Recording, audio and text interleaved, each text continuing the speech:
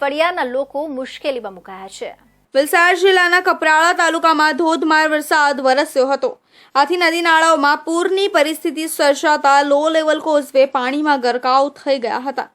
વાડધાના નિશાળ ફળિયામાં રસ્તો અને નાળું ધોવાઈ ગયું હતું। ચોમાસા પહેલા જ બનેલો નવો રસ્તો અને નાળું ધોવાઈ જતા લોકો પરેશાન થયા હતા। ગામની મુલાકાતે ગયેલી ઇન્ડિયા ન્યૂઝની ટીમે લોકો સાથે વાતચીતમાં ગામના લોકોએ જણાવ્યું કે આ નાળું અને ડાબર રસ્તો ભારે વરસાદના કારણે ધોવાયો છે, જેથી કરીને આ નાળું અને ડાબર રસ્તો વહેલી તકે બને તેવી ફળિયાના લોકો માંગ કરી રહ્યા છે। સતત પડી રહેલા વરસાદના કારણે કપરાડામાં આજે તમે જોઈ શકો છો કે હાલ જે અમારી ઇન્ડિયા ન્યૂઝની જે ટીમ આવી છે એ મનાલા ગામે આવી છે। મનાલા ગામે જે કોન્ટ્રાક્ટ દ્વારા જે બનાવવાનો જે રસ્તો અને નાળું છે એ નાળું પહેલા જ વરસાદની અંદર જે પહેલો ચોમાસાના સત્રની અંદર જ જે રસ્તો છે રસ્તો ધોવાઈ ગયો છે। તમે જોઈ શકો છો કે જે રસ્તો છે એ રસ્તોમાં મોટો ખાડો પડ્યો છે। અહીંયા જે રસ્તાનું બોગસ કામ દેખાઈ રહ્યું છે। રસ્તાની અંદર કમસે કમ 2 ફૂટનો ખાડો તમે જોઈ શકો છો। આપણી સાથે અહીંના ગામના ભાઈ છે, એમની સાથે વાત કરીશું કે એ રસ્તો ક્યારે બનાવવામાં આવ્યો છે અને જે રસ્તાનું કામ જે છે એ કેવું થયું છે। રસ્તાનું કામ એવું થયું છે કે કોન્ટ્રાક્ટવાળાએ કામ સારું નથી કરેલું।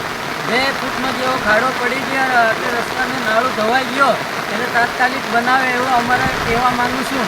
તાત્કાલિક રસ્તો બને અમને સારું, લોકોને અવર જવર જવાની તકલીફ આવી રહી છે। લોકોને વધારે વરસાદ પડી રહ્યો છે, લોકોને છોકરાની તકલીફ સ્કૂલમાં જવા માટે પડી રહી છે। ખાસ કરીને જે આ ફળિયું છે એ ફળિયાનું નામ શું છે ને કેટલા ઘરો છે, વસ્તી કેટલી છે અંદાજે? આ ફળિયો આલય ફળિયો વાડધા મુખ્ય શિક્ષક પ્રાથમિક શાળાનો રસ્તો આવેલો જોડાયેલો વસ્તી એ 10 ઘર કે 15 ઘરની વસ્તી છે। અહીંયા 50 કે 60 વસ્તી છે। એ લોકોની તકલીફ અવર જવર જવાની રસ્તોની જવાની તકલીફ મુશ્કેલ છે। આપણી સાથે બીજા ભાઈ પણ છે, એમની સાથે વાત કરીશું કે આ જે કોન્ટ્રાક્ટર છે એની બેદરકારી સામે આવી છે। શું કહેશો તમે, રસ્તાનું કામ કેવું છે?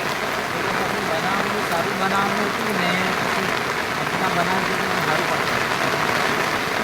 તો અહીંયા જે કોન્ટ્રાક્ટરની જે પોલ ખુલી છે ને કોન્ટ્રાક્ટનું બેદરકારીનું કામ અહીંયા સામે આવ્યું છે। કોન્ટ્રાક્ટર દ્વારા આ જે સારી ગુણવત્તાનું કામ થાય એવી ગામ લોકો કહી રહ્યા છે। Jagdish Bonge, India news Gujarat.